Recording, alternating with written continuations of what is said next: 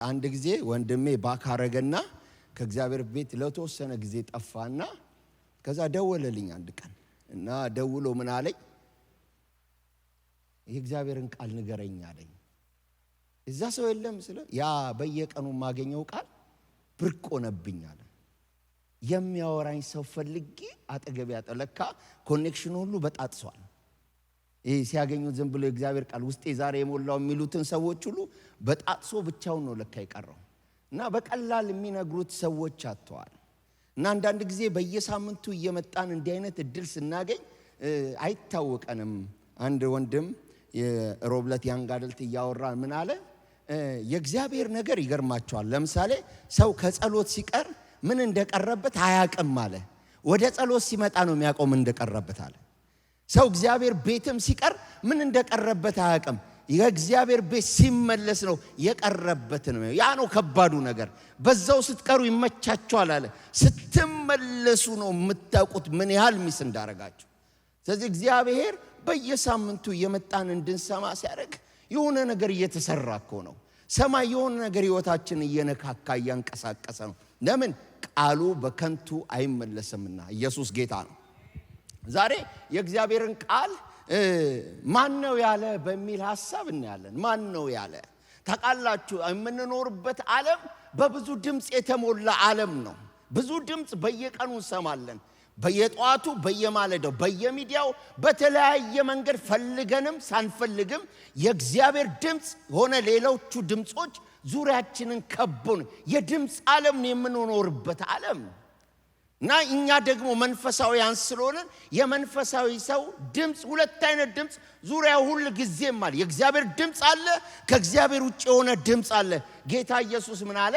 በጎቼ ድምጼን ይሰማሉ አለ። የኔን ደሞ ያልሆነውን ድምጽ ደግሞ ይለዩት። ሁለቱም ድምጽ ናቸው። የእግዚአብሔርም ድምጽ ነው፣ የእረኛውም ድምጽ የጂኒውም ድምጽ ነው፣ ግን ይለዩታል አለ። ስለዚህ ድምጾች በዙሪያቸው አለ። በበጎች ዙሪያ የእግዚአብሔር ድምጽ አለ። በጎቹን ደግሞ ከእረኛው ሊነጥላቸው ወይም ደግሞ እግዚአብሔር ካሰበላቸው ነገር ሊነጥላቸው የሚሞክር ሌላ ድምጽ አለ። በዚህ ድምጽ ውስጥ ነው የምንታገለው። በዚህ ድምጽ ውስጥ ነው የእግዚአብሔር ሆነውን ይዘን የእግዚአብሔር ሐሳብና ፈቃድ እየፈጸምን ለመኖር የምንታገለው። በእንዲህ አይነት ድምጽ ትርምስ ውስጥ ነው። ሶስተኛ ሲጨምሩበት ደግሞ የሰው የሥጋ ድምጽ አለ። የሰው ማንነት የነፍሳችን ድምጽ አለ። ዳዊት ነፍሴን ሰጣች ሰኘዋት እንዳለ ነፍስ ደግሞ የራሷ ድምጽ አላት። እና በድምጽ የተሞላ ዓለም ነው። ክርስቲያን በዚህ ውስጥ ነው ናቪጌት እያደረገ የጌታ ድምጽ የሆነውን ካልሆነው የነፍስ ድምጽ የሆነውን ከጌታ ድምጽ የሆነው እየለየ መንገዱን ቀጥሎ በፍጻሜው ያማረ ፍጻሜ እንዲኖር የሚታገለው በዚህ ውስጥ ነው። ነው የነኚህ ድምጽ ብዙ ድምጽ ነው ያለው በዙሪያችን ላይ። እና ሰይጣን ሁሉ ጊዜ ታውቃላችሁ ሰይጣን የት ነው የምትገኘው ብትሉት እግዚአብሔር ያለበት ቦታ። ሌላ ቦታ ምንም አያረግም ሰይጣን። አይዟችሁ አትደንግጡ። ዘፍጥረት ላይ እኮ እግዚአብሔር መገኛ ቦታ ላይ ነው የመጣው። እግዚአብሔር ያለበትና የእግዚአብሔር የሆኑትን ነው የሚፈልገው። ሌላው ማስቶለታል። መጀመሪያ ያነበብነው እኮ ሰይጣን የኤደን ገነት ውስጥ ነው። እግዚአብሔር ስራ ያለበት ቦታ ነው። እግዚአብሔር የሚፈልግበት ቦታ ነው። እግዚአብሔር ያሉ የእግዚአብሔር ሰዎች ባሉበት ቦታ ላይ ነው። ሊያስት ስለሆነ እሱ አሰናካይ ስለሚባል የሚያሰናክለው ያልተሰናከሉ ሰዎችን ስለሆነ የሚፈልገው የእግዚአብሔር የሆኑትን ስለሆነ ድምጹንም የሚልከው ወደነኚህ ነው። የሚወጣውን ፈልጎ የሚዞረው ወደነኚህ ነው። የነኛማ የሳቱት የራሱ ናቸው። ስለዚህ እንደዚህ አይነት ድምጽ ሁሉ ጊዜ እየታገለ ነው የምኖረው። የእግዚአብሔር ድምጽ ከመጣ በኋላ ወደ ህይወታችሁ ሌላ ተከትሎ የሚመጣ ድምጽ አለ። ያንን ድምጽ ለማስጣል እግዚአብሔር አለኝ እግዚአብሔር ስንቶቻችሁ ነው እግዚአብሔር መልእክት ከተናገራችሁ በኋላ ወደ ቤታችሁ ስትሄዱ ህይወታችሁ ሌላ ነገር አጋጥሟችሁ የምታውቁ? እግዚአብሔር ያለኝ ሌላ የሚሆነው ሌላ ያላችሁ ድምጹን ተከትሎ የእግዚአብሔር ንግር ተከትሎ ሌላ የሚያስጥል ነገር ወደ ህይወታችሁ የሚመጣ መጽሐፍ ቅዱሳችን በእንዲህ አይነት ታሪኮች ብዙ አለ። ዛሬ ያዕቆብን ህይወት እናያለን። በእንዲህ አይነት ድምጾች ውስጥ ትግል ውስጥ የገባው ያዕቆብን ህይወት ያዕቆብ ህይወት ውስጥ ምን ሆነ? እግዚአብሔር እንዴት አስጣለው? ያዕቆብ እንዴት ትግል ውስጥ ገባ የሚለውን እነኚህን በያዕቆብ ህይወት ውስጥ የተፈጠረውን ነገሮች እናያለን። ዘፍጥረት 37 ላይ ጥቂት ነጥቦችን እያነሳን እናያለን። እናንብበው። ዘፍጥረት 1 ይላል ያዕቆብ አባቱ በኖረበት በከናን ምድር ተቀመጠ። ያዕቆብ ትውልድ ይህ ነው። ዮሴፍ የ17 ዓመት ወጣት በነበረበት ጊዜ ከአባቶቹ ሚስቶች ከባላና ከዘለፋ ከተወለዱ ወንድሞች ጋር የአባቱን በጎችና ፍየሎች ይጠብቅ ነበር። እሱም ስለ ወንድሞቹ ድርጊት ለአባቱ መጥፎ ወሬ ይዞለት መጣ። እስራኤል ዮሴፍን በስተርጅናው ስለወደደው፣ የበስተርጅና ልጅ የሚወደድ ታውቃላችሁ፣ በዘመኑ መቋጫ የሚመጡ ልጆች ልዩ አቴንሽን ይሰጣቸው። የመጨረሻ ልጅ ይባላል። ራሱ የመጨረሻ ልጅ ራሱ ብዙ አይቆነጠጥም እኮ ታውቃ። የመጨረሻ ልጅ እንደ መጀመሪያ ልጅ አቴንሽን ተሰጥቶ ዲሲፕሊን አይደረግም። ብዙ የመጨረሻ ልጅ በእንክብካቤ ኦቨር ፕሮቴክቲቭ ነው የምንሆነው ለመጨረሻ ልጅ። እና ዮሴፍን ይሄ መጨረሻ በስተርጅና የወለደ ይጠነቀቅለታል። በጣም ነው የሚፈልገው፣ በጣም ነው የሚንከባከበው። እና እንዲህ ይላል ልጆቹ ሁሉ አብልጦ ወደው ነበር። በህብረ ቀለማት ያጌጠ እጅ ጠባብ አደረገለት። ወንድሞቹም አባታቸው ከእርሱ አብልጦ የሚወደው መሆኑን ሲያዩ ዮሴፍን ጠሉት። በቅን አንደበት ሊያናግሩት አልቻሉም። ዮሴፍም ሕልም አለመ። ሕልሙም ለወንድሞቹ ሲነግራቸው የባስጠሉት ያየሁትን ሕልም ልንገራችሁ አድምጡኝ። እኛ ሁላችን በእርሻ ውስጥ ነዶ እንድናስር ነበረ። የኔ ነዶ በድንገት ተነስታ ቀጥ ብላ ቆመች። የእናንተ ነዶዎች ዙሪያዋን ከበው ለኔ ነዶ ሰገዱ። ወንድሞቹ ለካስ በላያችን ላይ ለመንገስ ታስባለን? ለመሆኑ አንተ እኛን ልትገዛ አሉት። ስለ ሕልሙና ስለተናገረው ቃል ከበፊቱ ይልቅ አባቱ በመውደዱ ከጠሉት በላይ ጠሉት ይላል። እንደዛ በጣም ጠሉት። ለመሆኑ አንተኛ አሉ ከሕልሙና ስለተናገረው ከፊት ይልቅ ጠሉት። እንደገናም ሌላ ሕልም አለመ። ለወንድሞቹም እነሆ ሌላ ሕልም አለምኩ፣ ፀሐይና ጨረቃ 11 ከዋክብት ሲሰግዱልኝ አየው ብሎ ነገራቸው። ሕልሙም ለአባቱና ለወንድሞቹ በነገራቸው ጊዜ አባቱ ያየው ሕልም ምንድን ነው? እኔና እናትህ ወንድሞቼም በፊት ወደ ምድር ተጎንብሰን በእርግጥ ልንሰግድልህ ነው ሲል ገሰጸው። ወንድሞቹ ቀኑበት፣ አባቱ ግን ነገሩን በልቡ ያዘው ይላል። ይገርማቸዋል። ይሄ ከያዕቆብ ልጆች መካከል ካሉ ከተወለዱ ልጆች መካከል እግዚአብሔር አንድን ሰው ይፈልግ ነበረ። ከያዕቆብ ልጆች መካከል ዮሴፍን ፈለገው እና ይሄ ከወንድሞቹ መካከል ያለው ዮሴፍ ከወንድሞቹ ጋር አይተባበርም ነበረ። በዛ ምክንያት የሚያረጉትን ክፋት እያመጣ ለአባቱ በዚህ ዘመን አቃጣሪ እንደምንለው አይነት ልጅ ነው፣ ያቃጥራል እንደምንለው ማለት ነው። እና ጠሉት ይላል። እና ጭራሽ በዛ ጥላቻ ላይ ሰማይ ደግሞ የምድር አባቱ መውደዱ ሳያንስ ሰማይ ደግሞ ወንድሞቹን አልፎ በወንድሞቹ አልፎ መጥቶ ዮሴፍ ላይ ሕልምን አመጣ። የእግዚአብሔር ድምፅ መጣ። እግዚአብሔር የዛን ቤት ዴስቲኒ በአንድ በብላቴና በኩል ሊቀይር ድምፁን ሰማይ ዝቅ ብሎ አንጎዳጉዶ ወደ አንድ ሰው ወደ ተኛበት ድምፅ መጣ። ሕልምን አሳየው። አንድ ብቻ አይደለም፣ ይደግመው ጀመር። እርግጠኛ እንደሆነ ነገሩ እርግጥ እንደሆነ ያውቁ ዘንድ አሁን ደግሞ ጨመር አድርጎ በሰማይ ስርዓቶች አምጥቶ ስሰግዱልኝ አየ ሲል ወንድሞቹ ጠሉት ይላል። ግን አባትየው በልቡ ያዘው ይላል። እስቲ ሕልም በሉ አላላችሁ? ሕልም በሉ። አዎ የመጀመሪያ የተስፋ ድምፅ ነው። ለዛ ቤት የመጣ ድምፅ ነው። እግዚአብሔር አምላክ በዛ ቤተሰብ ውስጥ ዴስቲኒያቸውን የሚቀይር እንደ ማንም ሰው የሚኖሩ የሚመስሉ ሰዎች እግዚአብሔር ለያዕቆብ ተገልጦለታል፣ እውነት ነው። በልጆቹ መካከል ግን እግዚአብሔር ተገለጠለት የሚባል ሰው አታገኙም። ስለዚህ እግዚአብሔር የቤቱን የሚቀጥል ሪቨሌሽን የሚቀጥል የእግዚአብሔር ስራ እንዲኖር እግዚአብሔር አንድን ሰው ከቤቱ መካከል እንደመረጠ የምታውቁት ይህንን ሰው ይህን ብላቴና በሕልም አገኘው። ባይዘዌ ሕልም የእግዚአብሔር መናገሪያ መንገድ ነው። አንዳንድ ሰው በሕልም ማያምን አለ። ግን መጽሐፍ ቅዱስ ሙሉ ሕልም ነው ያለው። ሕልም ትንቢታዊ ነው። ታውቃለህ፣ ፕሮፌቲክ ስፒሪት ነው ሕልም። ትንቢታዊ ነው። መጽሐፍ ቅዱስ ምን ይላል? ነቢያቶችን በሕልምና በራእይ እናገራለሁ፣ ባሪያዬን ሙሴ ግን ፊት ለፊት አወራዋለሁ። ትንቢታዊ ለባሪያዎቼ ለነቢያቶቹ የምናገረበት ፕሮፌቲክ ድምፅ አንዱ ህልም ነው ይላል። እንዲሁም ታውቃለህ ሐዋርያት ሥራ ላይ ሽማግሌዎች ያልማሉ ይላል። የመንፈስ ቅዱስ መገለጥ ማኒፌስቴሽኑ መንፈስ ቅዱስ በእነሱ ላይ ወርደው መሞላታቸው ኢንተርፕሬት ሲደር ማኒፌስት ሲያደርግ አንዱ መገለጫው ህልም ያልማሉ። ልክ ትንቢት እንደሚናገሩት ህልም ያልማሉ። ታውቃላችሁ ኢዮብ ላይ እንዲህ ይላል። ኢዮብ 33:14-16 ሰው አያስተውልም እንጂ እግዚአብሔር በተለያየ መንገድ ይናገራል ይላል። እስቲ እግዚአብሔር ይናገራል በሉ። ባይዘው በጣም የሚገርማችሁ ሰው እግዚአብሔርን መምጫ ቀዳዳ ካበጀ በቃ እግዚአብሔርን ማምለክ አቁሟል። እግዚአብሔር እኮ ልዕለ ኃያል አምላክ ነው። እግዚአብሔርን በዚህና የሚለው የለ፣ ለመንገዱ ፍለጋ የለውም። እግዚአብሔር በወደደበት መንገድ ሰዎችን ሊነካ በፈለገበት መንገድ ይናገራል።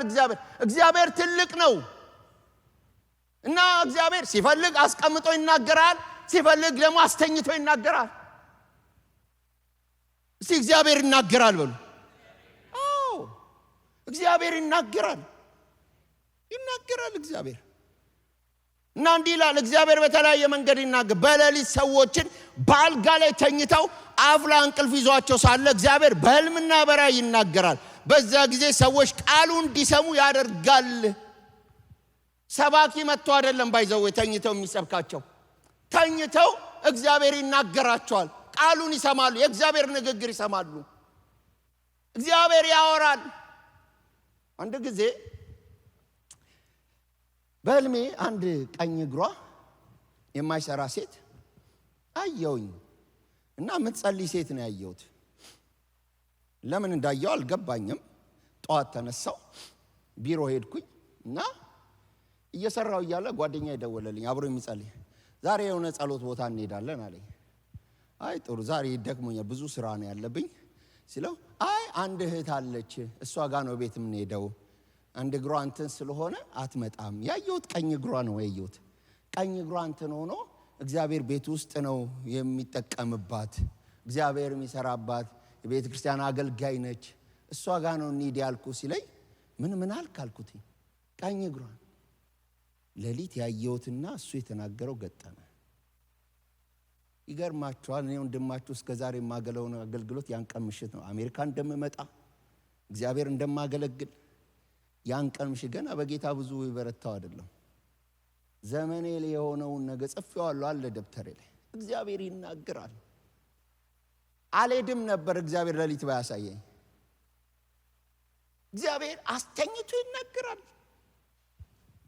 ብዙ ታሪክ ልነግራችሁ እችላለሁ፣ በጣም ብዙ ነገር። ወደ አሜሪካ ልመጣ ትንሽ ቀን ጊዜዎች ሲቀሩ ተከታታይ አንደኛ የነበረ ፓስተር ጌች ያውቀዋል፣ ፓስተር አብርሃም አሜሪካ ሲመጣ አየሁት። እሱ እንደመጣ ተከትየው ስመጣ አየሁ እና ያን ሳምንት ቸርች አልሄድኩም ነበርና ስመጣ ቸርች የት አለ ስለ ሄደ አሜሪካ እኮ አሉኝ። አይ የኔም ደርሷል አልኩ። እግዚአብሔር ይናገራል ወገኖቼ። እግዚአብሔር መናገሪያው ብዙ ነው። የእግዚአብሔር ቃል የሚያስፈልገን ንግግሩ እንደ እግዚአብሔር ቃል ነው ወይ? ተኝቼ የሰማሁት ተኝተ ሚስትህን ፍታ ይላል እግዚአብሔር ካለ እግዚአብሔር አይደለም የተናገረ፣ እንትን ያኛው ሰውዬ ነው የተናገረ። የምንሰማውን ትንቢት ምንም እንደ እግዚአብሔር ቃል እንፈትናለን እንጂ እግዚአብሔርን በዚህ ጋር ብቻ ነው የምትመጣው ብሎ መገደብ ስንፍና ነው። የምናወራው እኮ ስለ እግዚአብሔር ነው። እግዚአብሔር የሚናገር በተለያየ መንገድ። ዮሴፍን ድምፅ የመጣው በተኛበት በህልም ነው። እግዚአብሔር ተናገረው። ለዛ ቤት ድምፅ አመጣ፣ እግዚአብሔር መልእክት አመጣ።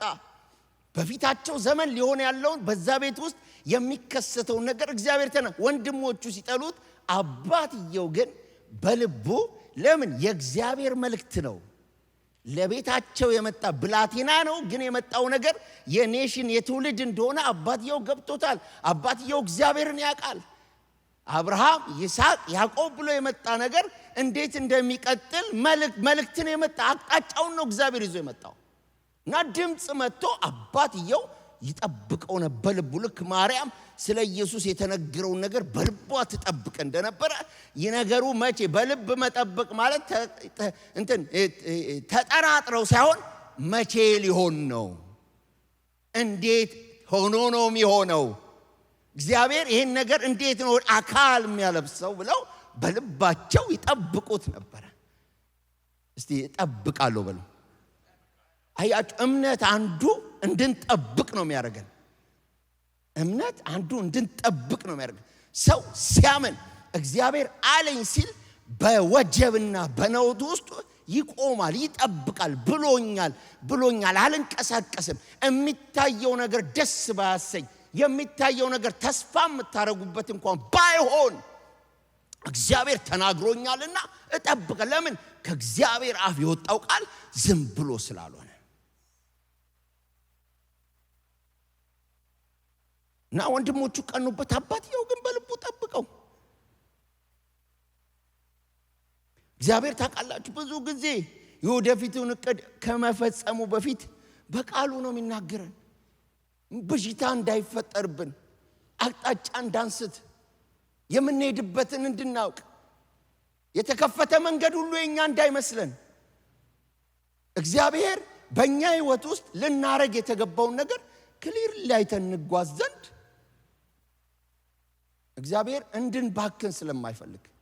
እስራኤሎች ታውቃላችሁ በምድረ በዳ ላይ እግዚአብሔር ይመራቸው የነበረው ምድረ በዳ ምልክት የለውም ለመሄድ። ልክ ነኝ አይደል? በረሃ ታውቃላችሁ ምልክት የለውም።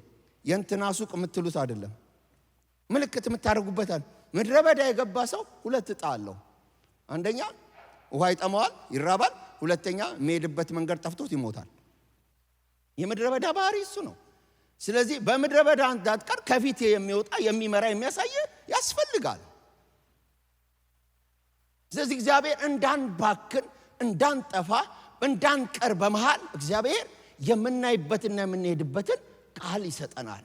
እይታችን ያስተካክልልናል።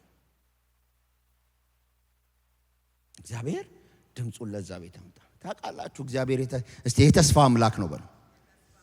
የእግዚአብሔር ተስፋዎች ሁሉ በክርስቶስ ያሉ አሁናቸው። እግዚአብሔር የተስፋ አምላክ ነው። ቃል ይሰጣል። ተስፋ የምናረገው ነገር እኮ ዝም ብሎ አይደለም። ተስፋ የምናረገው በእግዚአብሔር ቃል ውስጥ የመጣ ነው። ኢየሱስን ለምንድን ነው እስራኤሎች የሚጠብቁት? ይመጣል ስለተባሉ እኮ ነው። 700 ዓመት 1000 ዓመት በፊት ስለ መሲሁ የተነገረ ቃል ስላለ ነው ይመጣል ብለው የሚጠብቁት። አጠባበቃቸው ተሳሳቱ እንጂ ይመጣልን ጥያቄ የላቸውም፣ ተስፋ ስለሆነ።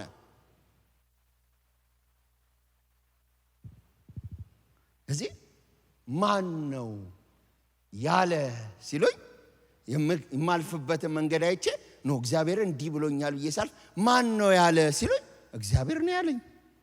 እግዚአብሔር ነው ያለኝ። የምታረገው የምትሄድበትን መንገድ ማን ነው ያለ? ተሰምቶ ነው? ጥሩ ስለሆነ ተሰምቶ ነው ወይስ እግዚአብሔር ሪሊ ብሎ ነው የምትሄድበት የምትሄደው? የምታሳድጓቸውን ልጆች ቃል ይዛችሁ አሳድጓቸው።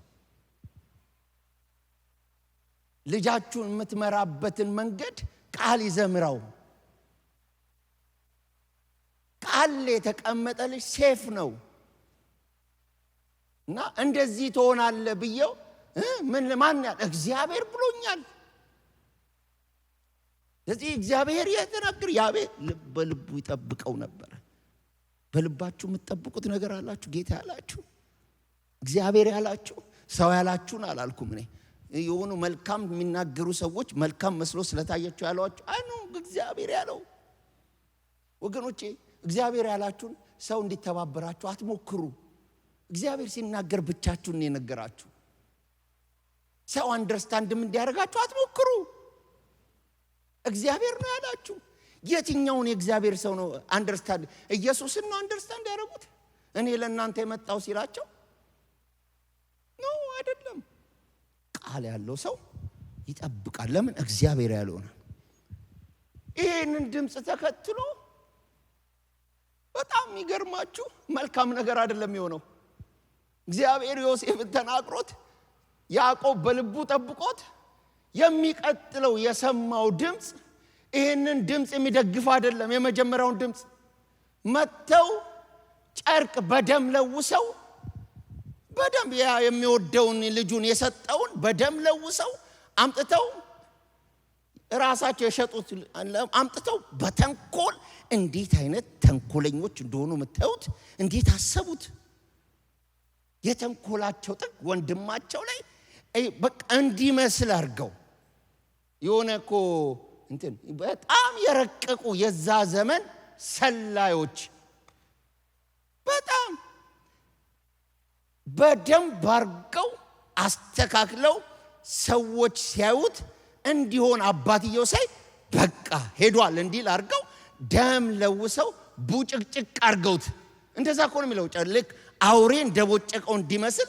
ደም ብቻ ነው ጨርቁን ቡጭቅጭቅ አርገውት አምጥተው ይሄ ነገር የልጅ ነውን ያውቁታል እኮ የልጁ እንደሆነ እና ሳይው ያ በልቡ የሚጠብቀው ነገር የልጄ ነው አለ በልቡ የሚጠብቀው አብሮ ሞተበት ተስፋ ያረጋው ይቀጥላል የእግዚአብሔር ነገር በቤታችን ይቀጥላል ብሎ ተስፋ ያረጋው በልቡ የሚጠብቀው የነበረውን በሚያታልል ድምጽ በተንኮል የታሸ የእግዚአብሔርን ድምጽ የሚያስጥል ክፉ ድምጽ ተከትሎ የመጀመሪያውን ድምጽ ቤቱ ገባ በገዛ ልጆቹ እና በጣም የተናገረው ነገር ልቤን ነካኛል እንዲህ ይላል 37ኛው ላይ 37 ከ31 እስከ 30 ከዚህ በኋላ አንድ ፍየል አረዱና ዮሴፍ ልብስ በደም ነከሩት ብዙ ብረት ቀለማት ያለበት ልብስ ወደ አባቶቹ እነሆ ይናገ የልጅ ልብስ እንደሆነ ወይም እንዳልሆነ ያሉት እርሱም የልጁን ልብስ መሆኑን ተረድቶ በርግጥ የሱ ልብስ ነው አንድ ክፉ አውሬ ገሎታል ልጄ ዮሴፍን አውሬ ቦጫጭቆታል በልቶታል አለ መቼም ታውቃላችሁ አውሬ ሲቦጫጭቅ መጀመሪያ ልብስን አውልቅ ብሎ አይቦጫጭቅም አይደል እስከ ልብሱ ነው ይቦጫጭቀው ልብሱን አይቶ ነው ቦጫጭቆታል ብሎ ያለው እና ቦጫጭቆታል ልጄ ሞቷል አለ ከዛ የሚቀጥለውን ቁጥር ላንብብላችሁ ከዚህ በኋላ ልብሱን በሐዘን ቀደደ ማቅም በወገቡ ታጥቆ ለልጁ ብዙ ቀኖች አለቀሰ ወንድና ሴት ልጆቹን ሁሉ ሊያጽናኑት ወደርሱ መጡ እርሱ ግን ለልጄ ያለቀስኩ ወደ ሙታን ዓለም ወርዳለሁ በማለት መጽናናት እንቢ ያለ ስለ ልጁ ማዘኑን ቀጠለ አያችሁ ሲሰማ ማን ያለው አላለም ይሄ ነብይ እኮ ነው ያዕቆብ እግዚአብሔር የሚሰማ ሰው እኮ ነው እግዚአብሔርን አምላክ የሚያውቅ ሰው ነው ከእግዚአብሔር ድምጽ የሚሰማ ሰው ነው ግን እዚህ ነገር እግዚአብሔር ሆይ ዮሴፍ ሞቷል አላለም ይሄ ነገር ዮሴፍ አላለም የመጣውን ድምጽ ተቀብሎ ለበሰው ባዘን አቆራመደው ልጁ ሞቷል አለ አለቀሰ መጽናናትን ቢያለ የሚወደውን ልጅ ብቻ ሳይሆን በቤታቸው እግዚአብሔር አጀንዳ የሚያልፍበት በልቡ የሚጠብቀው ሞቷል አለ እንቢ ያለ መጽናናት አያችሁ ሰይጣን የእግዚአብሔርን ድምጽ ሰምታችሁ ስትዘረጉ ከዛ ድምጽ የሚያወጣ እንጂ በዛ ድምጽ ጨክናችሁ እንድትሄዱ አይፈልግም ተስፋችሁ እንድትጥሉ ነው ይፈልገው እግዚአብሔር ያላችሁን እርግፍ አርጋችሁ የራሳችሁ ምርጫ እንድትራመዱ ነው ይፈልገው ብዙ ሰው በተሳሳተ ኢንፎርሜሽን በሐዘን ያኖራል እግዚአብሔር በሌለበት እግዚአብሔር በማያውቀው ኢንፎርሜሽን ማን ነው ያለው ብለን ባልጠየቅንበት ሰይጣን በዋሸበት እሱ ውሸታም ነው ይላል መጽሐፍ ቅዱስ ውሸቱ ደግሞ በመሃል አይደለም የጀመረው ይላል መጀመሪያውኑ ውሸታም ነው እሱ ብቻ አይደለም ውሸታም ብቻ አይደለም የውሸት አባት ሶርሱ ነው ከሱ ነው እውነት ከእግዚአብሔር እንደሚወጣ እግዚአብሔር እውነት እንደሆነ ውሸት ከሰይጣን ነው የሚወጣው ፏፏቴው ነው የውሸት ነው ማን ነው ብለው ስላልጠየቁ ያዕቆብ ስላልጠየቀ እግዚአብሔር የሚሰማ ሰው ይሄ ነገር ማን ያለው ስላለ የማ ድምጽ ነው በእውነት ነገሩ እግዚአብሔር ነው ብሎ ስላልጠየቀ መጽናናት እስኪያቅተው ከባድ ሐዘን ውስጥ ገብቷል። በእግዚአብሔር ቃል ላይ እንዳትቆሙ፣ ቃሉን መልሕቅ አርጋችሁ ከመወዛወዝ እንዳትቆሙ፣ መልሕቃችሁን ሊቆርጥባችሁ በወጀብ ወዲህ ወዲህ እንድትሉ ሊያረጋችሁ ይመጣል። ያዕቆብ ቤት እንደዛ ነው። ይሄ የሐሰት አባት መጥቶ ዋሸው፣ ወንድሞቹን ተጠቅሞ ዋሸው እና በቃ በሐዘን ወደ መቃብሬ። አንተ ሰው እዚህ ድረስ ያዝናል በውሸት በሐዘን ወደ መቃብሬ። በመሃል ክፍተቱን አላየም። ለመጽናናት የሚያስችል ነገር ይመጣል ብሏል። በቃ ተስፋ ያደረገው ነገር ሞቷል። በሐዘን መቃብር እና ካሁን በኋላ እስከ መቃብር የሚሄደው ኑሮ አይደለም። በቃ ያቺን ቀን መቼም ራሴ አላመጣትም፣ እሷ እስክትመጣ በሐዘን ነው የምጨርሳት። የሐዘን መንፈስ ይሰበር። እግዚአብሔር የሌለበት ውሸት ወደ ጆሮአችሁና ልባችሁ የገባ ያስጨንቃችሁ ዛሬ በኢየሱስ ስም ይሰበር፣ በጌታ በኢየሱስ ስም ይራገፍ።